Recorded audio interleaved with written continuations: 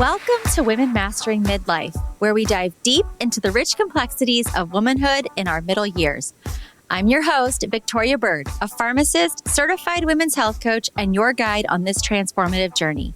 Whether you're navigating perimenopause, thriving in menopause, or mastering midlife's many transitions, this is your weekly dose of expert guidance, compassionate support, and a judgment-free space to explore it all.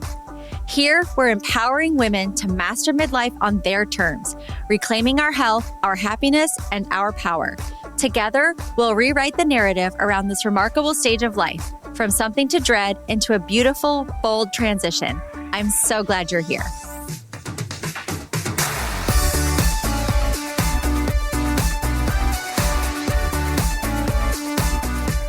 Today, I'm joined by Bernadette Catalana, lawyer, mentor, cooking enthusiast, yoga practitioner, and most importantly, mother of two daughters, Carly and Courtney.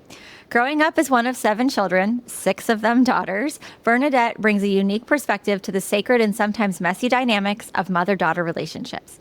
Her book, Daughter Lessons, Wise and Witty Reflections on Leading, Learning from, and Loving Our Daughters, is a heartfelt collection of essays that captures the paradox of raising daughters.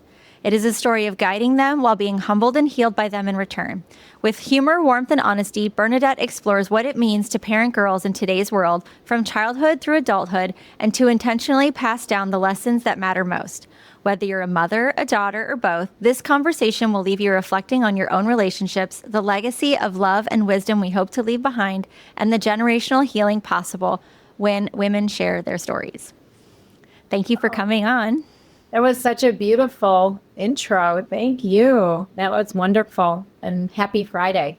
Oh, yeah. Oh, we can feel it. Yeah, I definitely feel now that the kids are back in school, I feel every Friday. We wait on bated breath for the end of the week, I feel like. Oh, gosh. Yeah.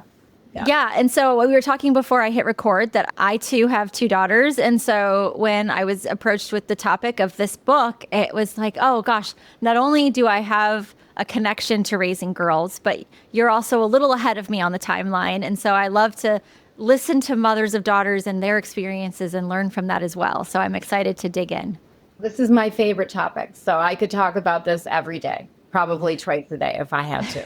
So thank you for inviting me. And yes, I am ahead of you. Yes, my girls are, people will ask me, how old are your daughters? And I'll say, they're married ladies. I mean, they're grown up, and Carly has 2 tiny girls of her own, a 3-year-old and a 2-year-old. I feel like I'm reliving my life through her. So many similarities. And my daughter Courtney is having a baby in December, and she's also having a girl.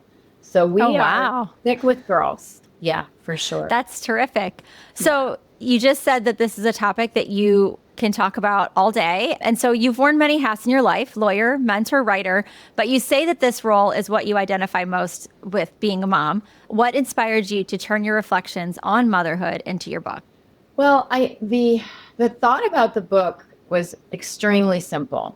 You know, I got to the point where my girls were really launching out of the nest, or, pretty much launched.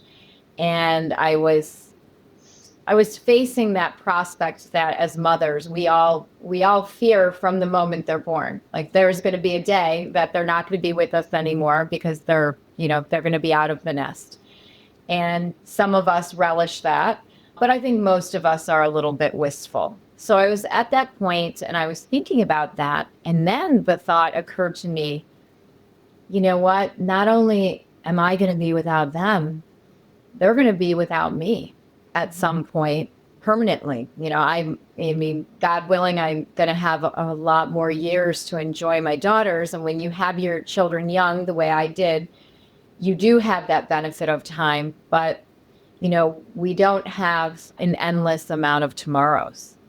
And that really struck me. And I thought, I want them to know about me. I want them to know about the things that I'm thinking, some of the lessons that I learned, maybe so that they didn't have to learn them the hard way. And I just wanted to make that connection. So the book was very simply born out of that, wanting to kind of reach over the course of time and be able to connect with them even when I'm not here. Yeah, I think that sometimes we get in the weeds of raising them, and then we get wrapped up, or at least I've gotten wrapped up in the feeling of what's going to happen when they launch. And you kind of lose sight of the fact that at some point nature will have, if nature, nature will have its way. And hopefully that's the way it goes, that you go first. What would that look like for your daughters and for your kids? And I haven't really thought about that as much. So thank you.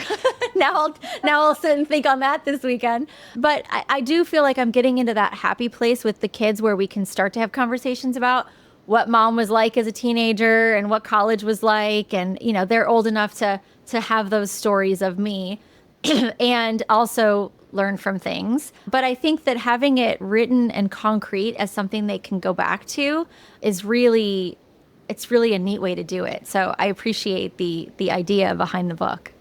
Yeah, I hope other women, and I've been thinking about this as I've been interviewed on podcasts like this, like yours, and I've been thinking, we should probably have some kind of a guide on how people can do it, because it's not hard. I happen to love to write.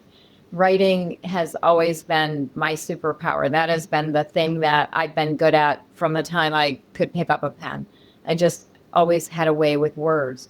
But it doesn't necessarily, you don't have to be a professional writer to jot down some thoughts for your future, for your future kids when they are adults and want to know more about you. So I have been thinking about that a little bit. So maybe like it started here, we can, start a groundswell movement of people actually doing this for their kids. I think it's really nice. And I know my kids have appreciated it. Oh yeah, I'm sure. So in your upbringing, I was reading that you grew up with, there was 7 children in the house and 6 of them were girls. Yes. And so how did that shape the way you raised your girls? I think, and this is probably not very uncommon, there was some reactionary parenting. So when you're one of 7 children, you have very little time with your parents. I mean, there's just not enough to go around. And my mom was a single mother for much of my childhood. So it was one adult with 7 kids, and it was just bedlam. A house with that many kids is just bedlam. I was one of the young ones, and my house was certainly very orderly. That's for sure, because again, a reaction to what I didn't have growing up. And I also was just really made sure I spent a lot of one-on-one time with my kids as much as possible. And I loved it. I enjoyed it. It was such a heady time, even from the time that they were really little. I thought, this is great. And not that it would have been bad to have a house full of children, but I think the modern world is more conducive to, smaller batches than when I was growing up. For sure. Oh gosh. I don't know how I could handle an activity load of 7 and feeding 7 and. Yes. Overwhelming. My poor mom was overwhelmed much of the time.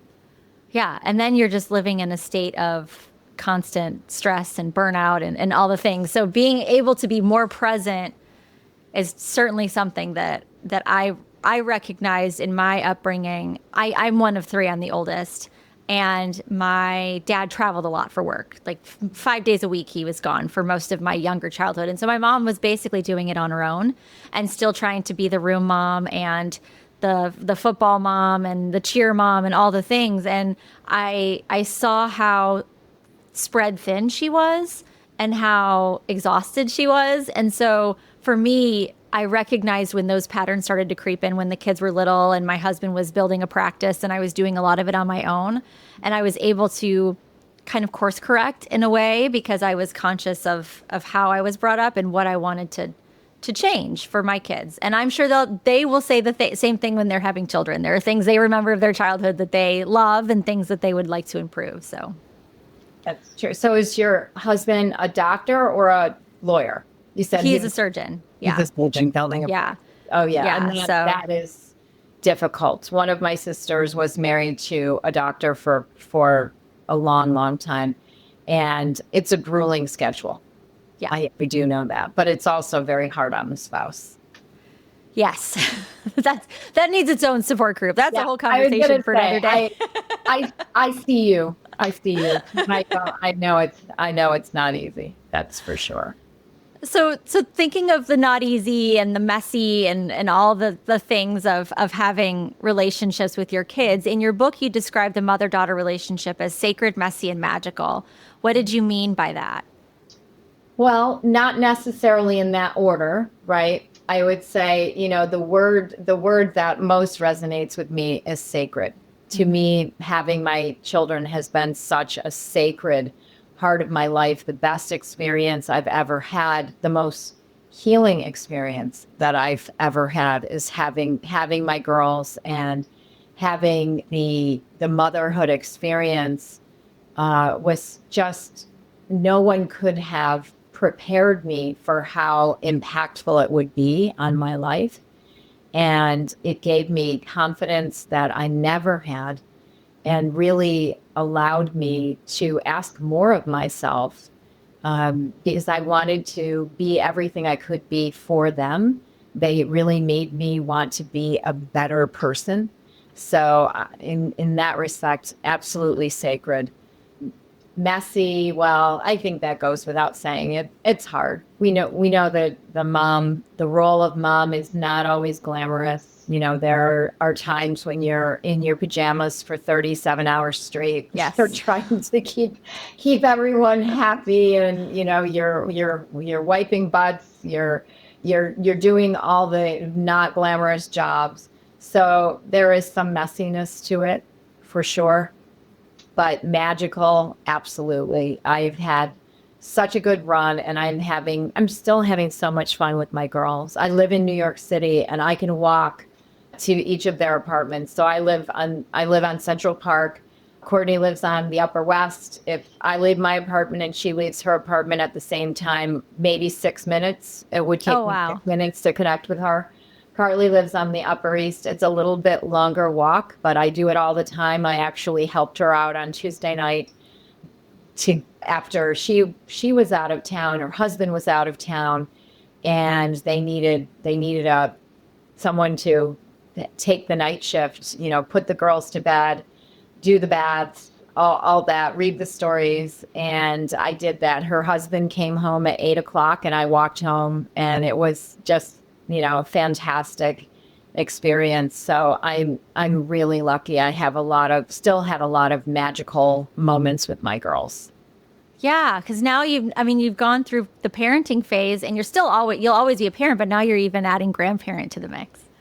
Yeah, what I say, it's hard. Sometimes I feel bad because I can't be the doting grandparent the way a lot of people can be, because I'm still working. I still have a very active legal practice, and probably will for the next 10 to 15 years. So I can't do the everyday thing, but we have a lot of contact, and I do take them when I can, and I help when I can.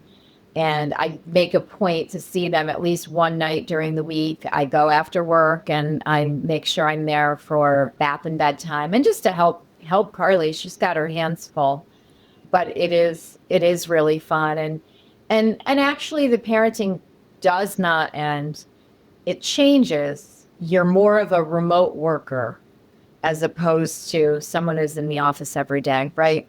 Yeah. But I find the parenting can in some ways be more substantial, because the challenges that are facing our children as adults, those are big challenges. So when they come to you with problems, the problems tend to be fairly big things. Yeah. So in the writing of your essays, which part, from childhood memories to parenting your adult daughters, was there a particular stage of motherhood that was the most transformative for you? I certainly think that early motherhood, when my kids were young, I just never imagined that I could be so happy.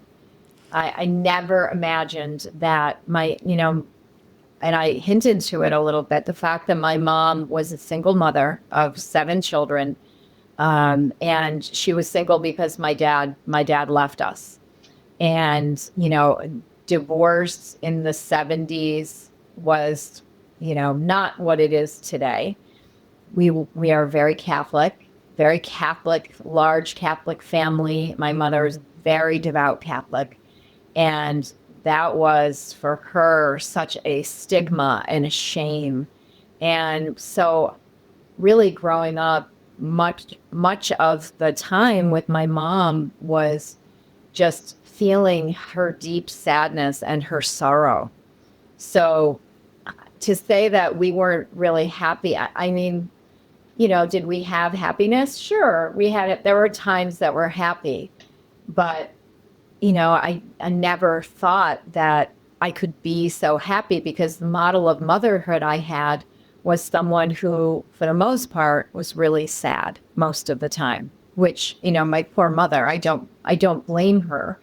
It was a time where, people didn't go to therapists, you didn't do that. I mean, she went to mass every day. She had some really wonderful girlfriends, but a lot of what she did to get by was some self-help. And it was hard. That was really, really hard. So when I had these little girls in rapid succession, I just never had any idea how happy I could be. And also, it gave me confidence that I never had before. Did not have a lot of confidence. And when Carly was small, and when I was pregnant with Courtney, that's when I decided to go to law school. Oh, okay. So that got a huge confidence boost. And that, I would say early motherhood really turned my life around. And not that other parts of being a mother weren't great. And like I said, now is really fantastic too. But the most transformation absolutely occurred in those early years. It sounds like that offered you some healing from your childhood as well. It really did. It really gave me a glimpse of the power of love to do, it just convinced me that I could do anything. If I can do this, I can do anything. And it did it. It made me, I was probably, I think that now I was probably so obnoxious to the other mothers, because I was just so happy. And I do remember feeling so happy and just being so happy and smiling a lot. It was a magical time for me, for sure. So one of the themes of the books, one of the things that you write about, is the paradox of leading while also learning from your daughters.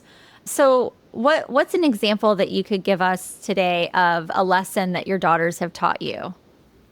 I think probably the one that comes to mind, and I did write about this, I believe, is the dreams.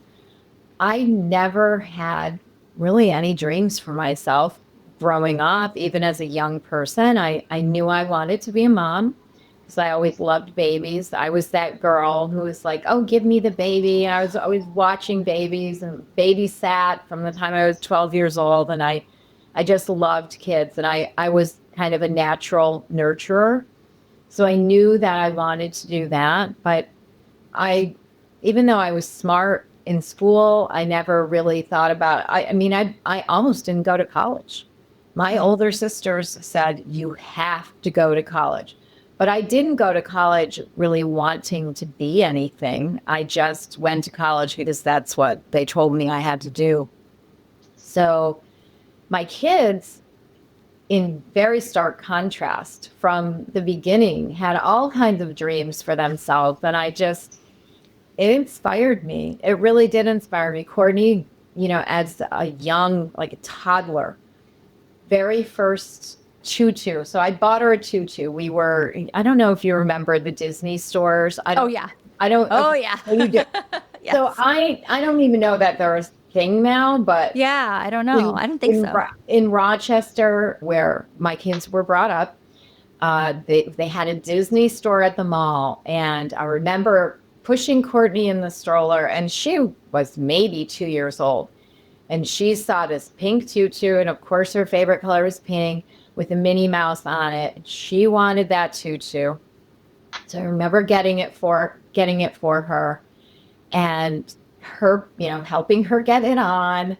And she stood there, and I can still see it in my mind, and put her hands like this, like on her chest, like, oh my, like I've just stepped into what I am going to be. And turns out she ended up being a professional ballet dancer for many years. Oh, and wow. He is married to a man who was a professional ballet dancer for many years. And so their baby that they're expecting in December, we're fully imagining that this tiny little baby has a dancing career ahead of her, because Drake and Courtney both had these prolific careers. But it was just something, and I'm sure you've had this with your girls, where you see that look in their eye, and you can like almost feel that, like a click. And I saw the future, and I thought, oh yeah, this is what she's going to become. And then with Carly, I had a different experience, but it was super fun. She went to college in New York City, which is why we're all here now. Carly took the first leap, and she went here. She went to Pace University. And I remember after she had left for school, she had been gone for maybe 3 weeks. I was cleaning out her desk at home, and I found her diary from 6th grade. And in her diary from 6th grade, she wrote her 3 dreams. And I was just getting such a kick reading this. And her first dream was get my braces off. So of course. Yes. Her second was to go to college in New York City. So check. And Yeah. I don't even ever remember her telling me that. And the third was to do something that makes my parents proud. Bless her little heart. So I think I wrote her a postcard. I either called her or wrote her a postcard and said, Carly, I ran across your diary, and I want you to know you've already achieved your 3 dreams that you had, that your 12-year-old self had. And I wrote down what they were, and it was just the cutest thing. But I don't know. I think, again, I just wasn't in a position in this gaggle of geese, these 7 children with this single mother who was just trying to survive.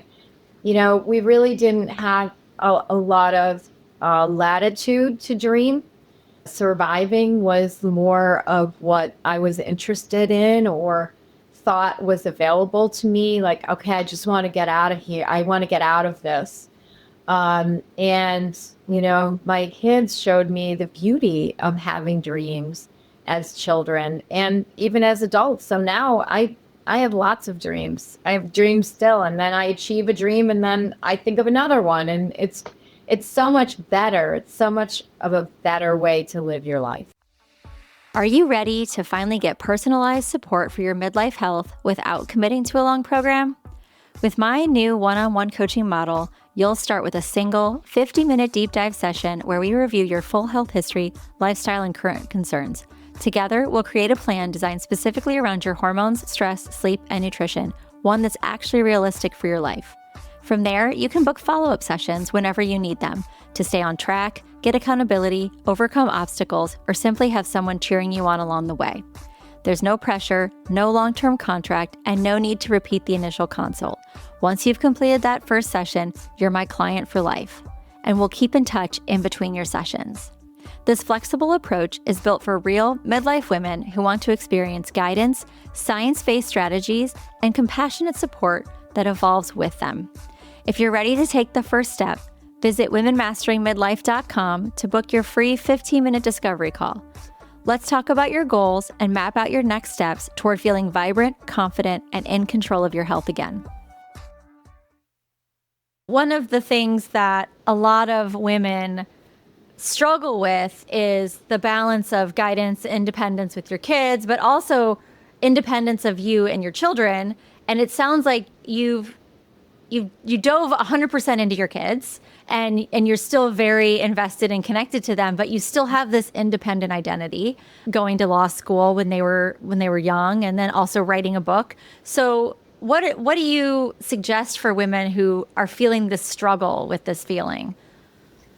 Oh, to be involved and connected, but not to be consumed. Yeah. Yeah, for that one, honestly, I think it comes down to that very simple lesson, lead by example, right? What is the goal that we have for our kids or for anyone we love? We want them to be happy. Well, how to best show them to be happy is to be happy yourself. And I think that is a responsibility that we give away far too often. We as women, especially as mothers, we put our happiness like, oh, I'll think about that. And I did it too.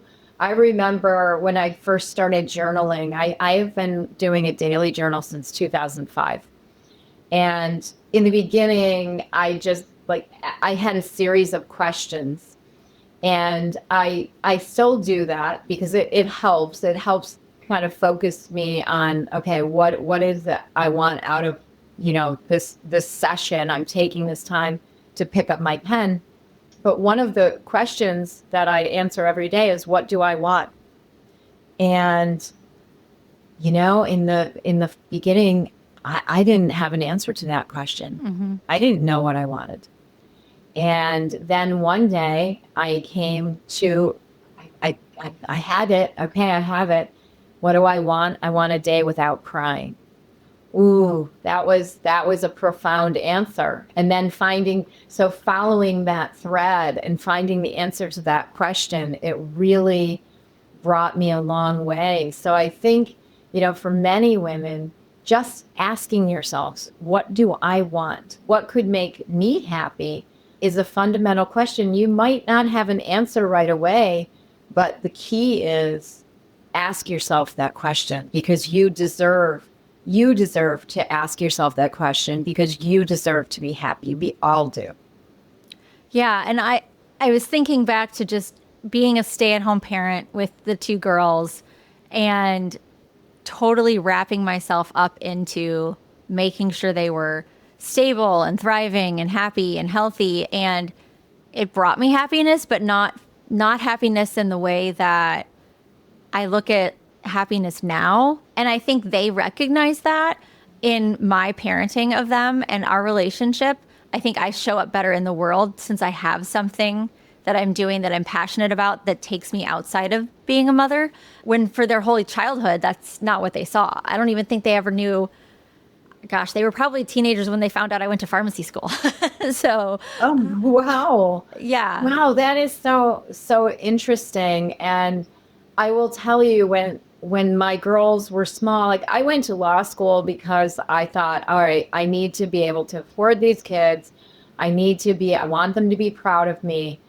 But I will tell you, so I graduated from law school and Courtney was just starting school full time.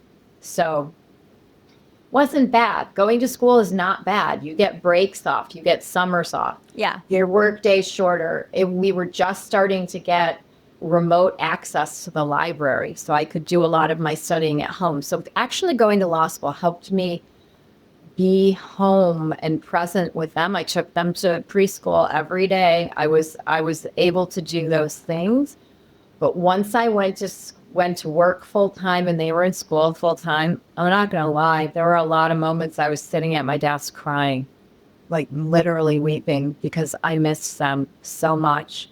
And not being there when they got home from school, it was awful.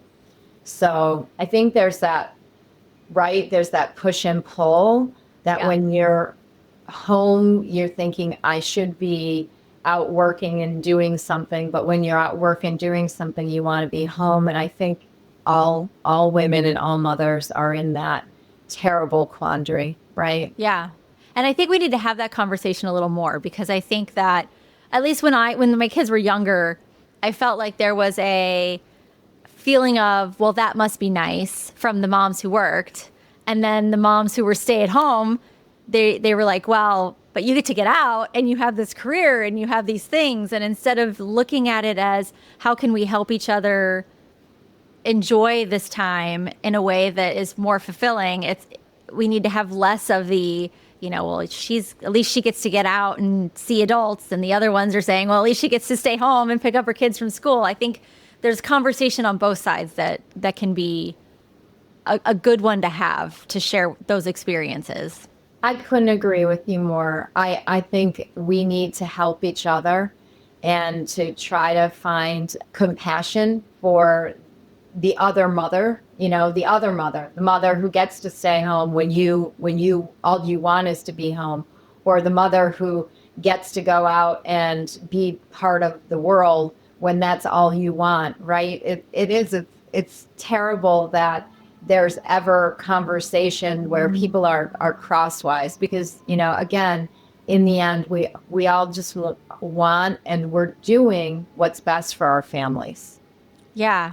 Yeah. And I think we all have the common thread of we want what's best for them. We worry about them constantly, and we always feel like we're doing everything wrong. Yeah. Oh, there is no role or job in life that is more criticized than the role of mother, right? People are constantly looking at other mothers, judging them, judging what they're doing, judging what they're not doing, judging how their kids are. We're all doing our best. We are all just doing our best. Yeah. And then we're also, I don't know if you ever got into this mode of comparison, but then when I was insecure with my ability as a mom, I would look at other mothers and see how they were doing X, Y, Z and wishing I could do it that way, or thinking they're doing it better than me, when I should have been looking more at the joy that I bring my kids because of who I am. Oh, well, I like that second thought. Yeah. Right? Yeah, exactly. And I don't know that I ever got too swept up in comparison. I just knew that this was my life, and it was what I needed to do. And I was trying. I was somewhat of an overachiever. And one story that I told a lot of women lawyers, I do a lot of support for women lawyers, because, you can imagine this very demanding career. And yet, again, many go on to be mothers or come to the profession as mothers, and it's hard to do it all. And one year I think Courtney was maybe in 5th grade, and in 5th grade they had these, colonial days, I think is what they called it. And I don't know what possessed me, I signed up to make the like an old-fashioned stew that they would have had in colonial days. And I had to make it for both 5th grade classes and like all the teachers and faculty. It was going to be something like for 80 people. And I somehow volunteered to do this because I am a good cook, and I enjoy cooking, and I had a recipe.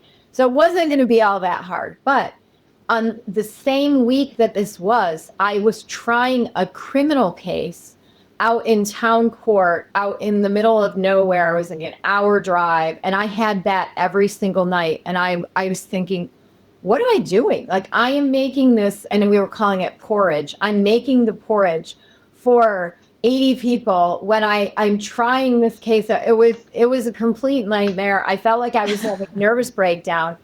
And, the moral of the story that I tell, my lawyer friends and many of the women that I mentored, like, let someone else make the porridge. You don't have to make the porridge. Like, bring the napkins. You can bring the napkins. It won't cause a nervous breakdown. Do something else.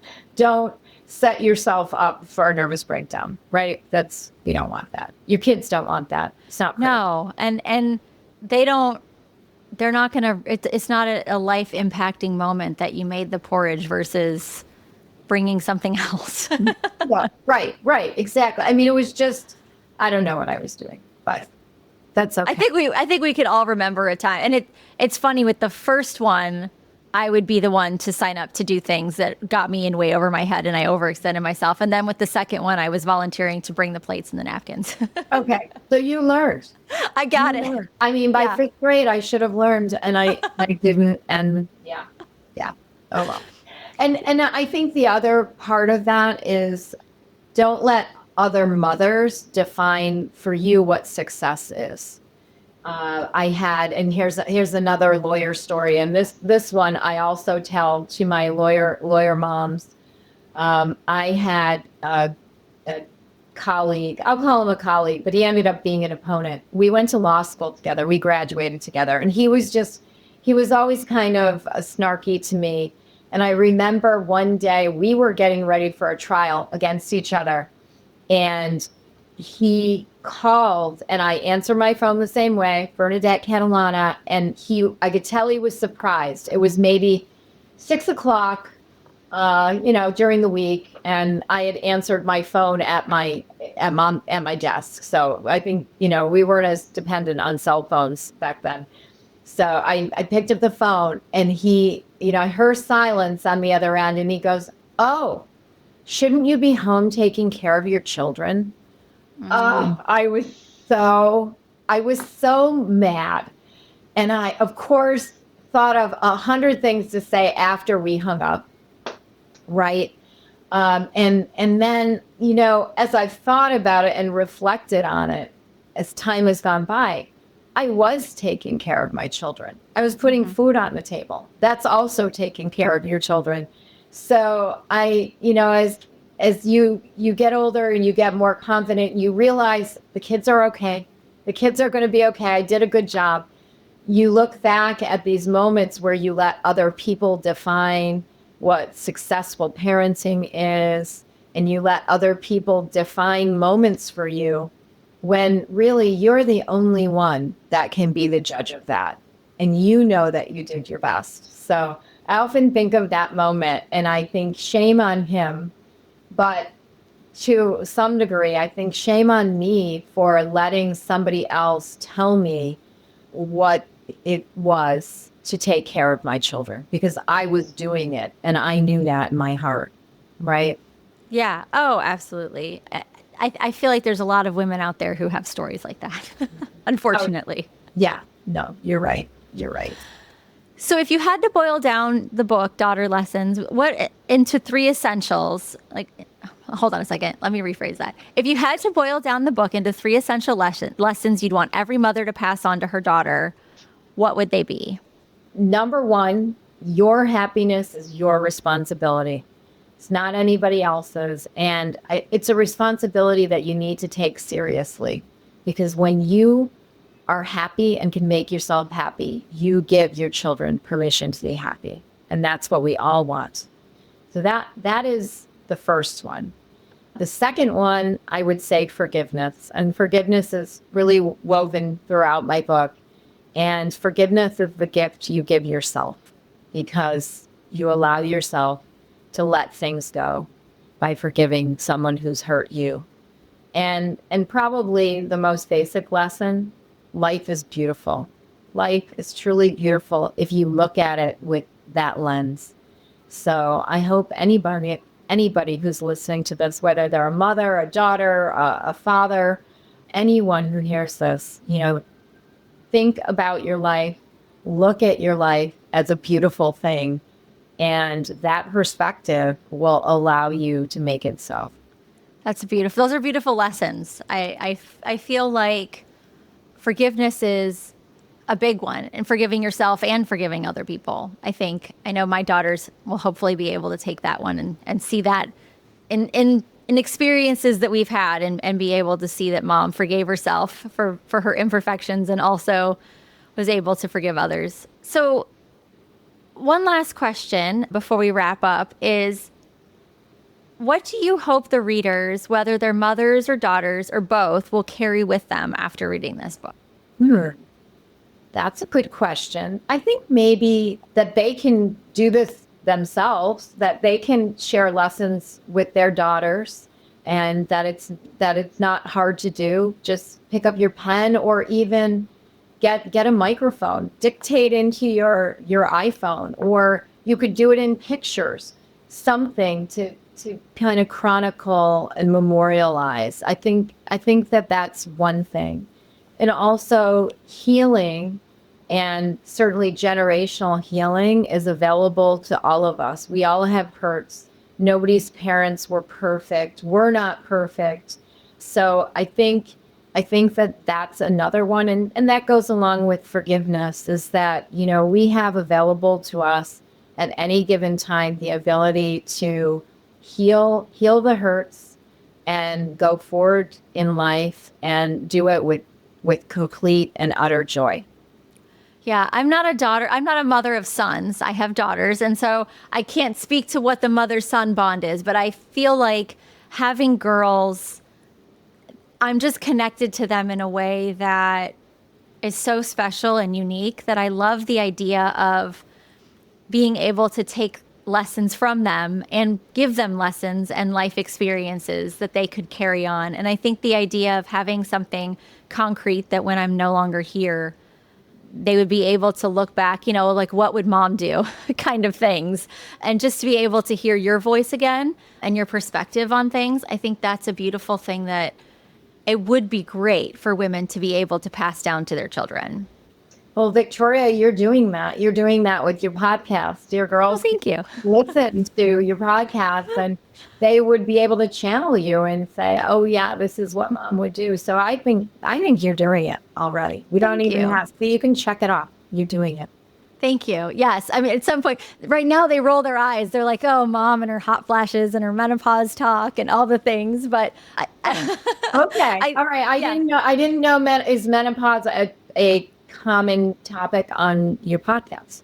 It's, everything midlife, but it feels like when we're out in public, all the women come to me and ask me questions about their hot flashes. So they like to make jokes about that, about mom and her hot flash talk. But also, I've had other authors on and they've talked about their books and their stories. And I think one of the things that, aside from the science about midlife, people can pull from conversations like this is how complex women are, how capable we are of doing so many amazing things, even beyond what our career or what our quote unquote job is.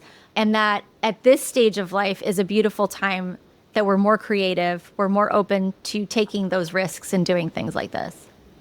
Yeah, I think that's true. I do see women that I've known for many years, and as they have aged so unbelievably strongly, and they're such different women as they've gotten older. That's just super cool. One thing I was going to say, I'm going to show my book just because you can see the cover. You can see that beautiful. The girls and I on the beach, we were at a wedding a couple of years ago, and the photographer took a picture of us taking a selfie, which I thought was very cute. But here's what I'll read. I'm going to read the dedication because I feel like you will resonate with this. And I feel like this perfectly sums up what I was trying to do in this book and what I think other mothers will probably think about, as you reflect back on your motherhood. So my dedication is this. Most people believe that I have raised my daughters. The opposite, in fact, is true. They have elevated me, have given me purpose, and most notably have brought me great joy and happiness. So naturally, this book is dedicated to the precious girls who raised me, making my life better than I ever dreamed it could be. So that's perfect. That tells you, I think, gives you a perfect summary of how I've looked at motherhood. And I know, one, that I've been fortunate to be able to have that perspective, but two, I also made that happen by embracing the opportunity to connect with these humans that I put on this earth and that I was charged with raising. And, it's something to be proud of. It's not an easy job, that's for sure. That's for sure. That is for certain. Well, so thank you so much for sharing your book with me and for our listeners. I think that this would be a beautiful exercise for a book club to be able to have conversations about the book, but also their own experiences of raising their children, especially if they have daughters. And so I will make sure that the link to the book is in the show notes, and where to find you, that's in the show notes as well. And it's been just a joy to dig into your lessons that you've learned, and it's brought up some memories and sparked some conversations for me as well. So thank you so much for that. Oh, Victoria, thank you. It was an honor to be on your show, and I really want to support the work that you're doing, which is great work, and I can tell the passionate you are about it. And what I will say about the book club, so I had a Nashville book club do the Daughter Lessons book, and I actually flew down there to do readings with them, and it was really, really fun. So if there's a book club out there and wants to do Daughter Lessons, reach out to me. If there's any way I can get there, I'll get there. And if I can't physically get there, I'll join you on Zoom, because I would love to do it. That's so fun. And that's a way to keep your book alive and connecting too. So that's wonderful. Thank you for listening to this episode of Women Mastering Midlife. If something you heard today resonated, I'd be so grateful if you'd share it with a friend who might need a little extra support on her midlife journey. Remember, small changes can make a big difference, and you don't have to navigate this transition alone. We will be back next week with more expert guidance and compassionate conversations to help empower you to master midlife on your terms. Until then, you can find us on Instagram at Women Mastering Midlife, or come connect with me directly at Miss Victoria Bird. And you're looking for deeper connection and support, be sure to join us in the Women Mastering Midlife community. We'd love to continue the conversation with you there. If you've enjoyed this episode, please rate and review this podcast. It helps us reach more amazing women mastering midlife just like you. You'll find all the links from today's episode and ways to connect in the show notes below. See you next time.